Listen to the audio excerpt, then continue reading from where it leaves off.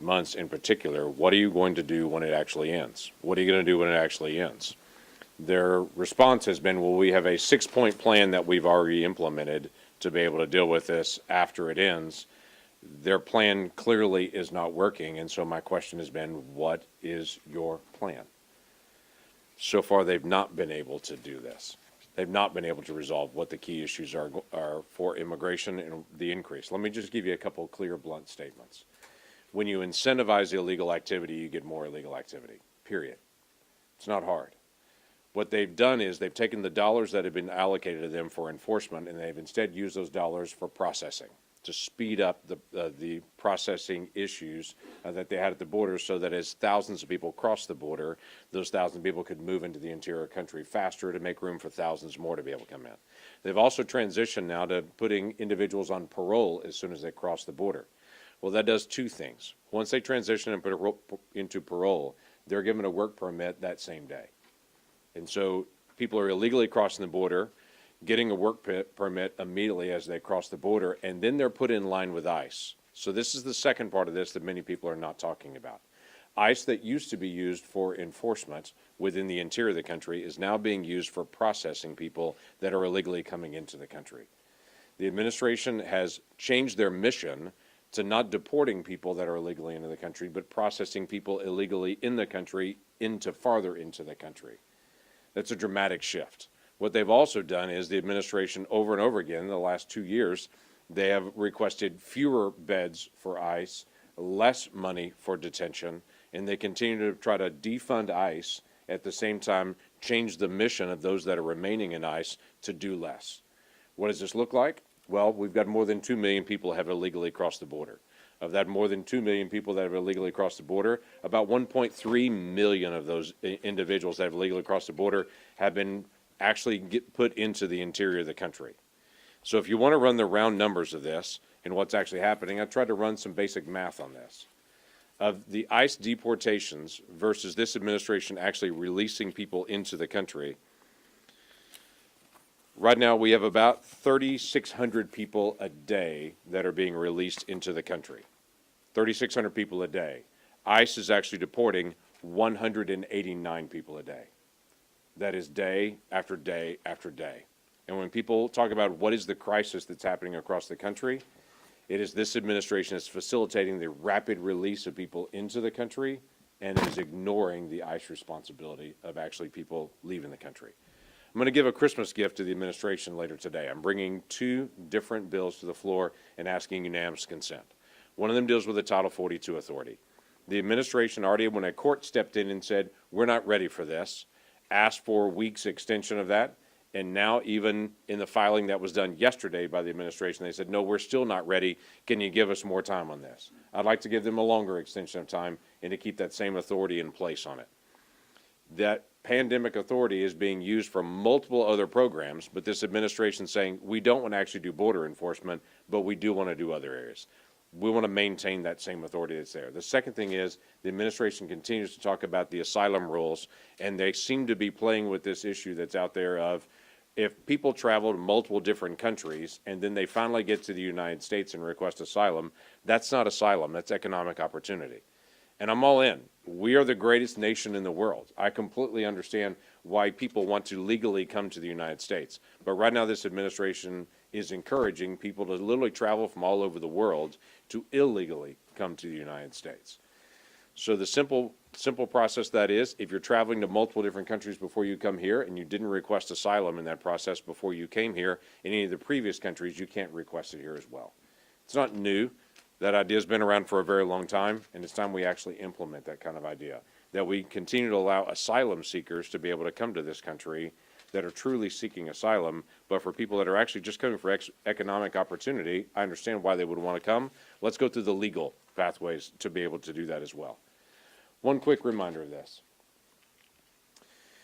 Jay Johnson, 2019, made the statement that every morning he would get up in the morning, and the first thing he would get is his intelligence briefing, and then he would look at the number of people that illegally crossed the day before. That was how he started every single day. And he knew if it was more than 1,000, it was going to be a bad day.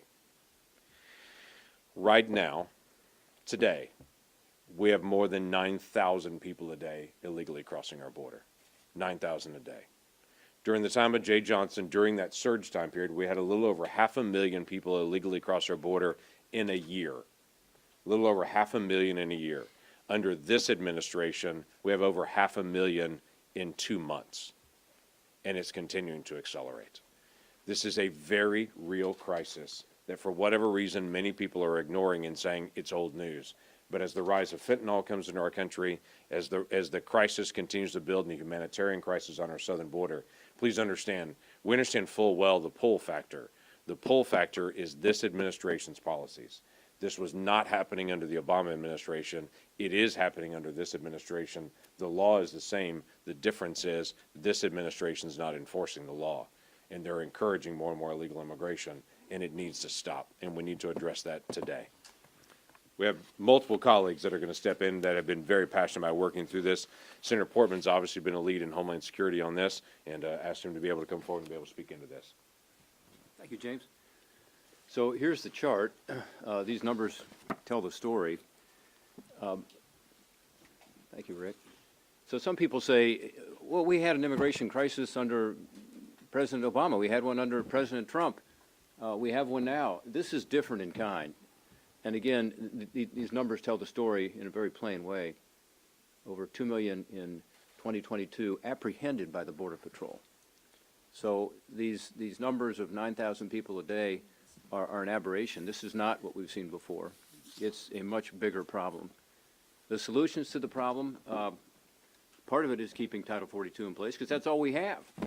Of course, it's not the long-term solution, because the public health emergency at some point will go away. The administration tells us in so many other areas, including student loans and including the number of ICE beds they can fit in the facility, that the public health emergency is still with us. So it would be a contradiction for them to say that Title 42 isn't needed. But we understand that Title 42 isn't the long-term solution. The long-term solution is actually to enforce the law, number one. And number two, to change some of these laws, including the asylum law, which clearly is not working. Why do I say that? Well, because we have a backlog right now of about 1.4 million people. Some say it's even higher. People are waiting for their first hearing, sometimes as long as 6 or 7 years, with the ability to appeal those decisions, maybe up to 12 years. Is it any wonder that people are coming to our border? This is a pull factor in the sense that people are being told by their smugglers, and the smugglers are right, that if you make it to America and get across the line and just walk up to a Border Patrol agent, everything will be okay. You'll be able to come into the country and start working. Your kids can go to school, and you can become embedded in our communities, and that's what's happened. So I don't think anybody behind me disagrees that America is great because of our welcoming of immigrants over the years. And we all support legal and orderly immigration. But that's not what's happening now. And with it is there a lot of dangers. I issued a report this week, some of you saw, about unaccompanied kids coming to the border. Unaccompanied children are unfortunately too often being mistreated by our own government, sometimes sent to live with the very smugglers who brought them to the border to be further exploited.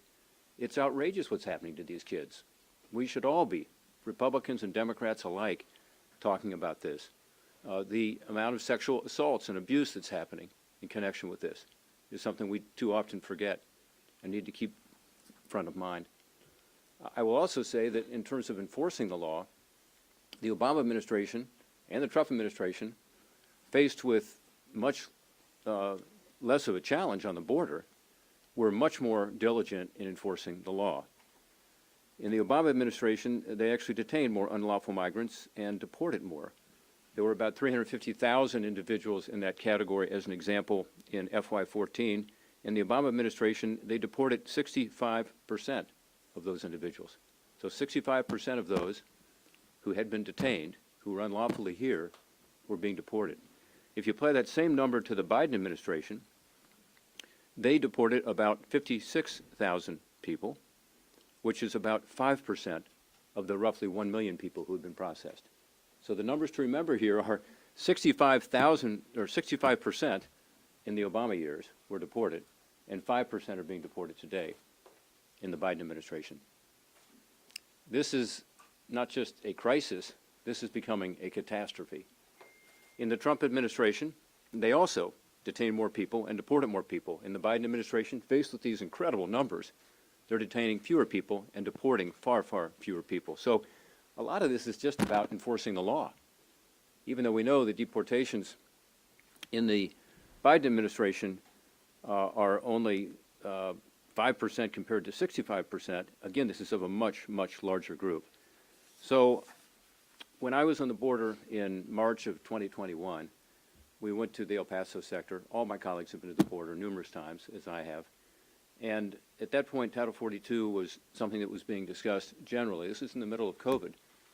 And what they told me, and this came from the El Paso sector chief, that if Title 42 were to go away, that they would lose control of the border. This was back in 2021. We've all seen this coming. This is not a surprise. Again, it's not the long-term solution here, but it's going to make things far worse. The numbers are hard to come by, but the best that we have is that roughly 45% of those people who come to the border right now without legal documents are being turned away with Title 42, mostly single males from Mexico. But it's about 45%. And yet we have these huge numbers of over 2 million people in the last fiscal year. So this is going to turn a crisis into a catastrophe. And I urge the administration, even at this late hour, to change course. And they can. They can do it today through administrative action and at least keep this Title 42 in place as they have other public health emergency provisions, and give the Congress the time to work with them to fix this problem.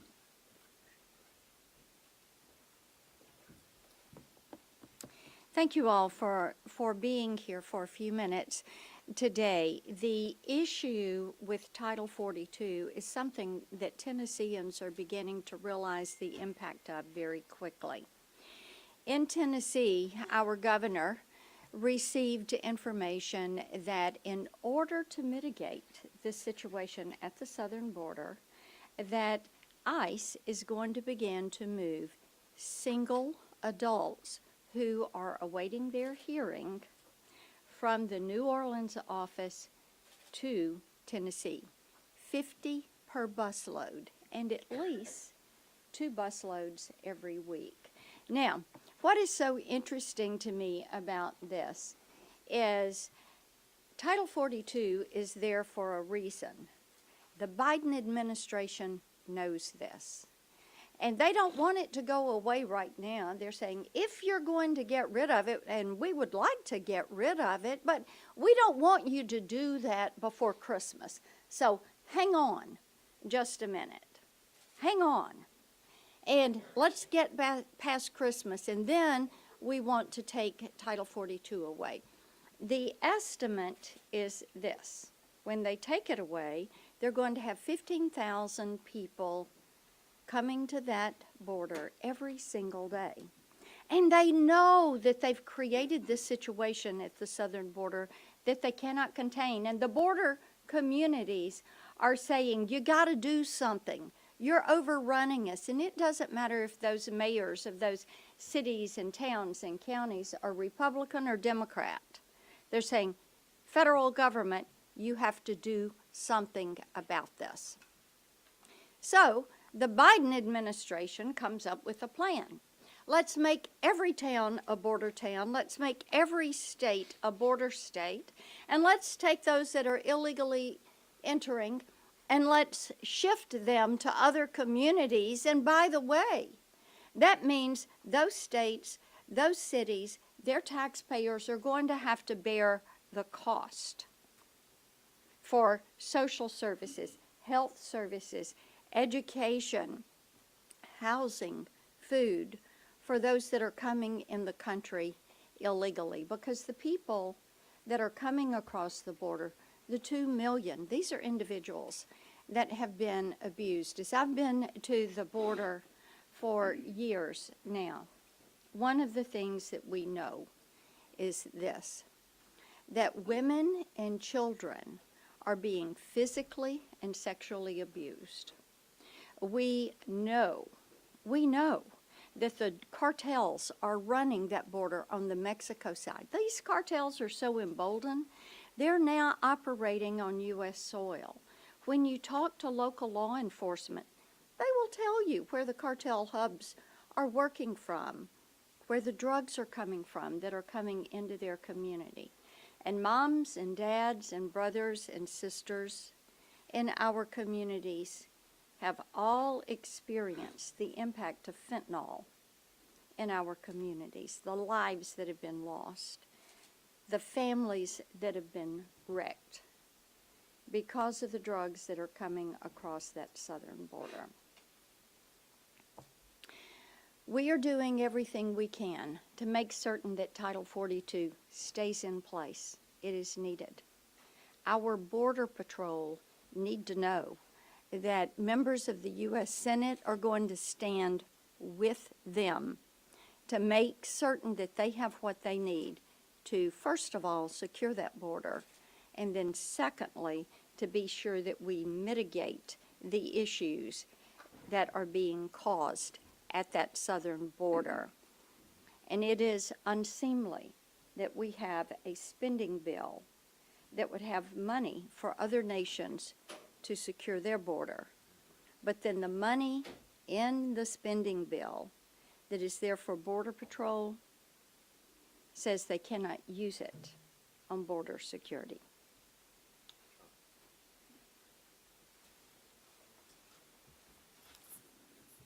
It is becoming harder and harder not to conclude that the border crisis is intentional.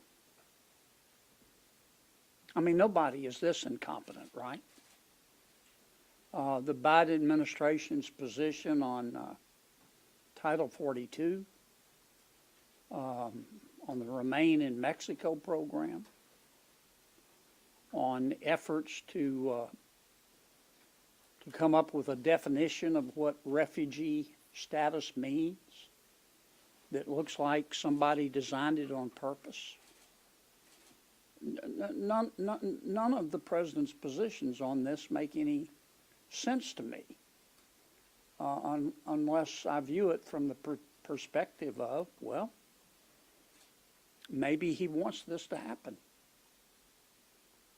Maybe he's listening too much to the berserk wing of his own party, the immigration activists who think that vetting people at the border is racist. I think the president has misread the American people. And he's better than that. He's certainly more intelligent than that. The American people support immigration. Every year, America welcomes about 1 million of our world's neighbors to become American citizens. That's more than any other country in the world. But the American people do not support illegal immigration. For one thing, when you ask an ordinary American, well, why don't you support illegal immigration? They look at you and say, well, because it's illegal. Duh. It's against the law. We thought what you folks in Washington were supposed to do is uphold the rule of law. But the second thing Americans will tell you is something to the effect of, look, here's how we view the southern border. We view the southern border like we view the front door of our home. We, most Americans say, lock our front door at home at night. We don't do that because we hate everybody on the outside. We do that because we love the people on the inside. And we'd like to know, as a practical matter, and a matter of public safety and our own safety, who's coming in and out of our home. And I think that's the way the American people view the southern border. And I think President Biden is making and has been making and continues to make a huge mistake. But I confess, it is a mystery to me. Nobody is this incompetent. It has to be intentional.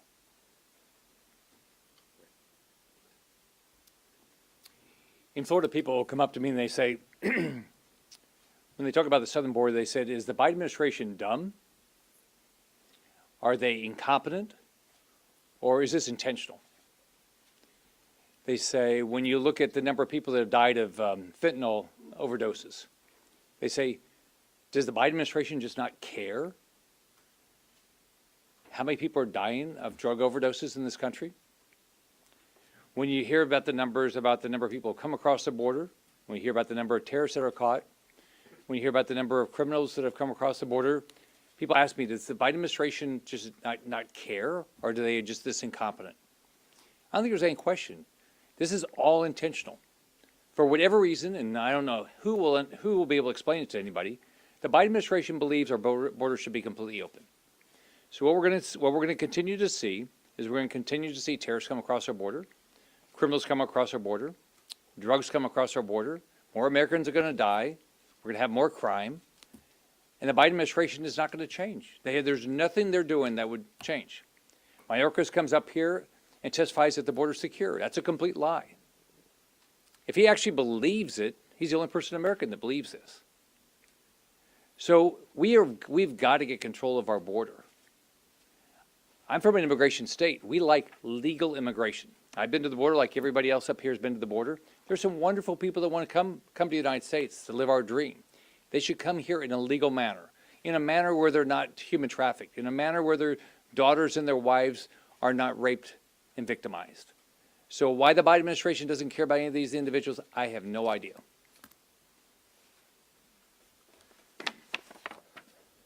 You might ask yourself, why did the Biden administration's Justice Department ask the Supreme Court to let Title 42 stay in place while they come up with a plan? But I think what you've heard from my colleagues is that what you're seeing now is the plan.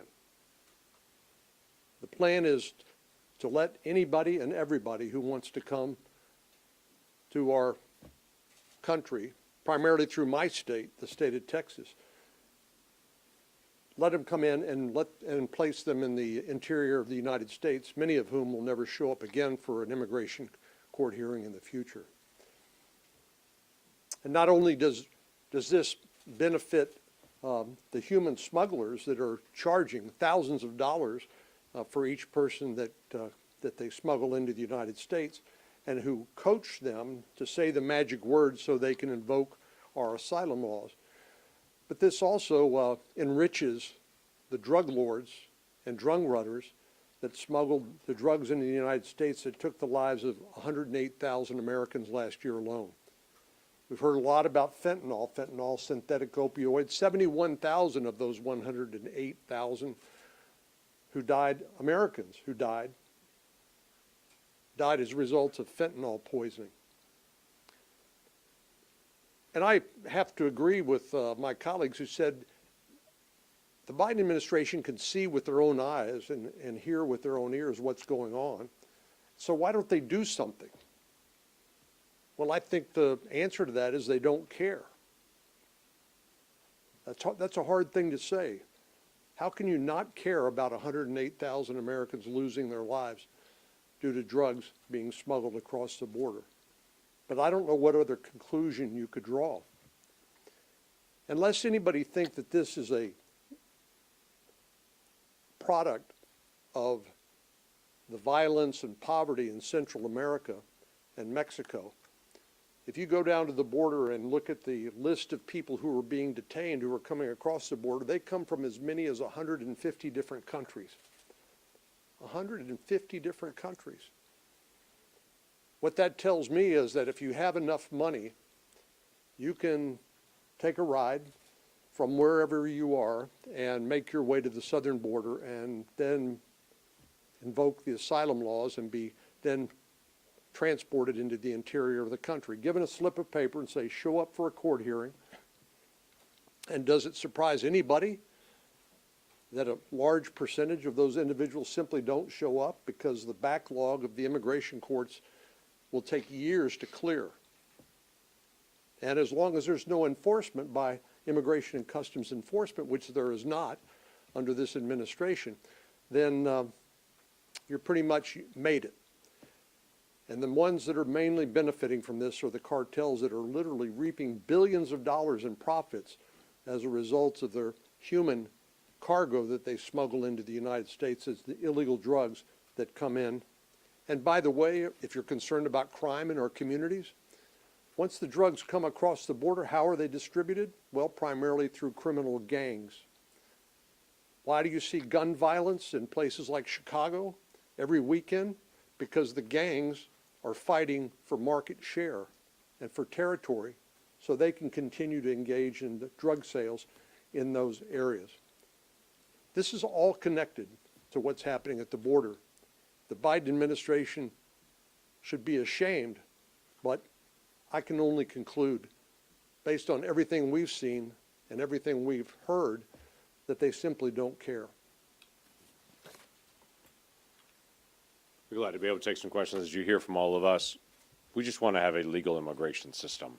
We just want this to be able to work and for the administration to actually enforce existing law. Do you have a question? Go ahead. Two questions for you. The first one, just wanted to hear your reaction to the White House's comments yesterday. So the press secretary said that the border is secure.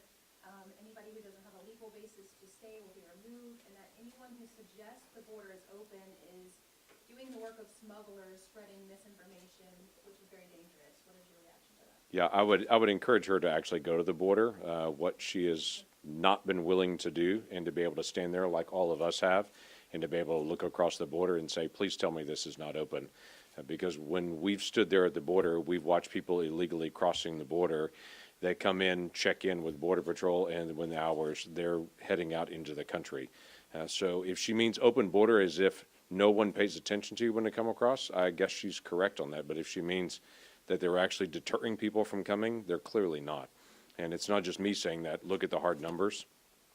Look at the Biden administration versus the Obama administration numbers even, and to see what they did on detentions, on what they did on deportations, on how they actually applied the law of the land. And you can see clearly that's good spin, but it becomes that who you going to believe, me or your lying eyes kind of moment.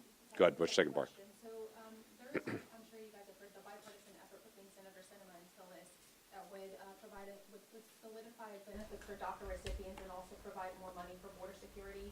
Is this something you all would support just to enable people to, the security to happen? So I'll let everybody answer for themselves at their own time on it, but let me just say, we haven't seen any text on that. That's a 2-page piece of paper. Text matters on those things. All of us have been very involved in trying to be able to actually get immigration policy that's good immigration policy. I think we would all say there's a real need to be able to deal with changes in statute and how we define asylum, how we do processing to make sure that we tighten all that up. Every administration asks for that. I'm very willing to be able to do all of those things, to be able to engage in that. But that particular proposal is not really a proposal. That's a text piece out there. That's a double-sided sheet of paper with a set of ideas. And we're glad to be able to maintain the conversation on the ideas. Can I interject Sure, on- yeah. just on that point? To me, one of the things that makes me angry as somebody who would actually like to engage in negotiations on immigration law reform is the fact the Biden administration has poisoned the well because of this. People in my state are outraged. We're the state that's most affected because people have come across the 1,200-mile border in Texas. And they overrun our border communities. In Del Rio, Texas, you remember 15,000 Haitian asylum seekers showed up in a little town of Del Rio of 35,000 people and parked themselves under the bridge. Can you imagine how disruptive that could be? So as somebody who would actually like to see us work on rational immigration reform, because as you've heard from all of us, we all believe legal immigration is a positive good for the country, it makes me angry that the Biden administration has poisoned the well by allowing this to happen, this humanitarian and public safety crisis. And that's why even good ideas that are being floated this late in the year have no way of getting any traction. And last thing I would say is Democrats have controlled the majority of the House and the Senate and the White House for the last 2 years. I've been on the Judiciary Committee that whole time, and the Democratic chairman of the Judiciary Committee has not moved one immigration bill across the floor in 2 years. It's been 10 years since the Dreamers were given access to the country and basically left to hang for themselves now that the Supreme Court, excuse me, the Court of Appeals and District Court have held that what President Obama did was illegal. And yet the chairman of the Judiciary Committee, who says that he cares a lot about the Dreamers, has not introduced a single bill. Senator Schumer hadn't marked up a single bill on the Senate floor. And so makes me conclude that really they like talking about the issue, but they don't like doing anything about it. Senator Kennedy, you want to make responses too, so you want to make a comment? Well, I'll be quick. Senator Lankford is very polite. Let me put it another way. If the White House press secretary said that the border is secure, she's either not telling the truth or she's day drinking. All she needs to do is sober up and or go down there. Number two, in terms of Senator Tillis's and Senator Sinema's bill, I applaud their efforts. We haven't seen a bill, but I can tell you right now, I am not going to vote for a bill that provides for amnesty in return for the Biden administration. It's promised to do better. Okay. And number three, you folks are going to miss Rob Portman when he's gone. It has been an honor to serve with him. Now I can say something nice about Senator Kennedy. I can say something nice. No, I appreciate you, John. And, you know, one thing he just talked about was the fact that the border is not secure and that anybody who says otherwise is living in a fantasy land. Let me give you one specific data point on this. In October, which is the last month for which we have Border Patrol numbers, there were more gotaways, as they call them. In other words, people that did not come up and present themselves to the Border Patrol. We don't know who they are. We do know that there are about 100 people who are on the terrorist watch list who apparently have gotten through. But we believe that these are people who are likely to have drugs with them or otherwise would not be eligible for even getting in under the asylum rules. And so they chose to sneak around the Border Patrol and to evade Border Patrol. Record numbers. So how is that a border being under control? Because you could argue, well, it's okay to let more people in, which is what the Biden administration wants to do, and have them wait and never deport them, because through this asylum process, remember, the key number is that if you go through the process and have your hearing, that somewhere between 80 and 90%, 85% is the figure that I think is generally used, are turned down. So you have this huge backlog of almost 2 million people. You have years and years of waiting, and then when you go through the process, most people are turned away, and yet they are not deporting people. Remember the 5% figure versus the 65% figure under the Obama years even. So this is not a secure border. Finally, let me just say to Senator Lankford, and I wanted to say this in front of Senator Cornyn, Senator Kennedy, and others, we are trying. And in the Homeland Security Committee, which is a committee that has jurisdiction over the Department of Homeland Security, therefore a lot of border oversight, Senator Lankford and I can't even get a hearing on immigration.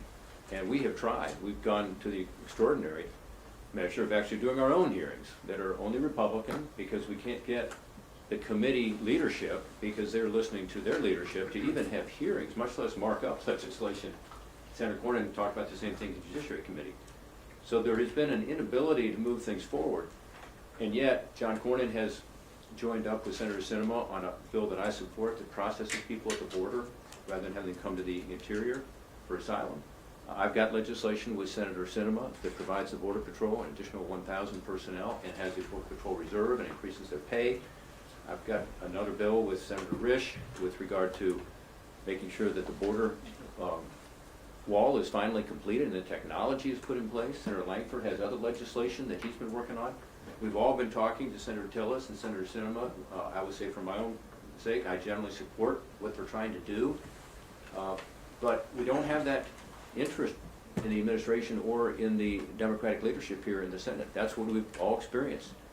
So crisis becomes catastrophe. And my hope is, long after I'm gone, in a week, yeah, that these responsible members who want to do something about this, who believe in immigration, believe it enriches our country, but believe that we have to stop all of the consequences of illegal immigration, including the fentanyl, including the sexual abuse, including the way children are treated. We have to deal with this issue. And my hope is in the next few months with the new Republican Congress, that will happen. And I hope that what we're talking about today in terms of Title 42 isn't the only discussion. It has to be a deeper discussion of protecting our country. Let me take a couple more, and I'll make it quick. Yes, sir. What has been from you guys, sort of behind the scenes or in private, any outreach at all from the administration, whether that's the White House or DHS, as far as the immigration situation in your states? Have you guys had any sort of interface on that with the Biden administration? As far as with our states to do what? Just be able to talk to them what's going on? Sure. In- Our conversation's been pretty consistent with the administration to talk about, here's what the problem is, here's what we're seeing. We get reports after we go to the border to be able to talk through what we saw. We talk about the numbers. We request numbers from them so we can get a chance to talk about it. Senator Portman mentioned the latest numbers we have are the October numbers.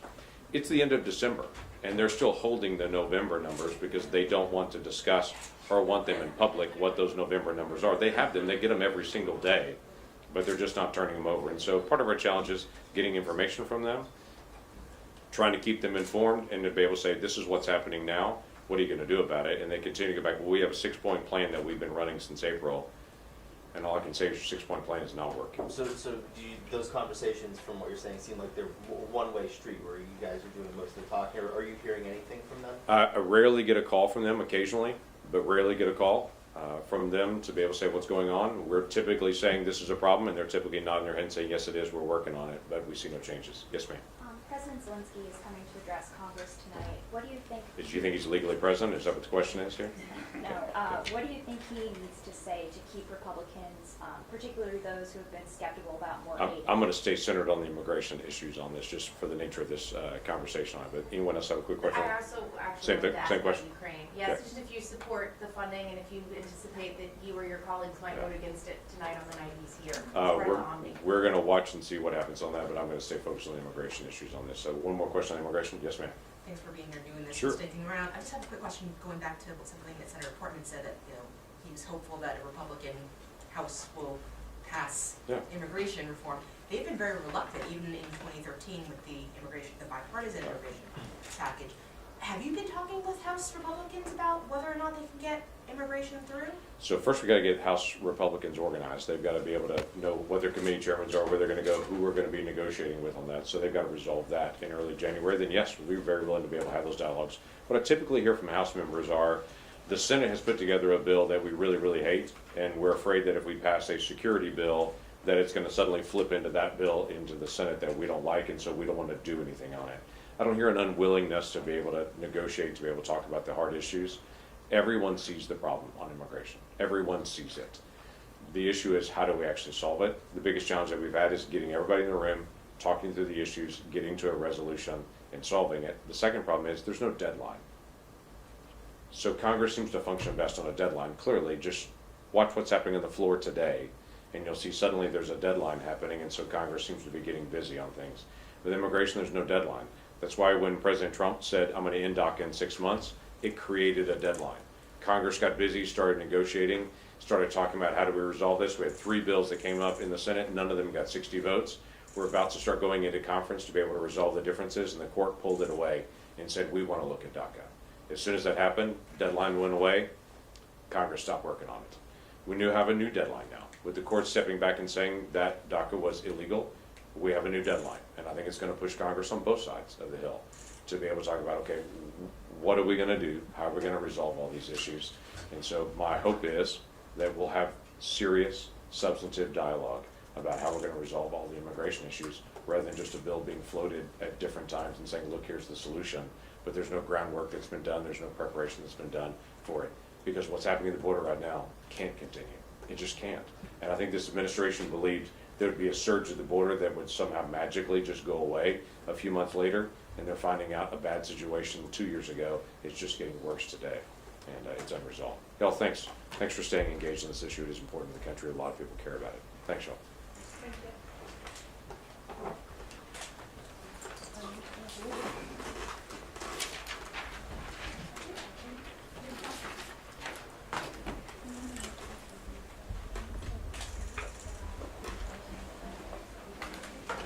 Thanks.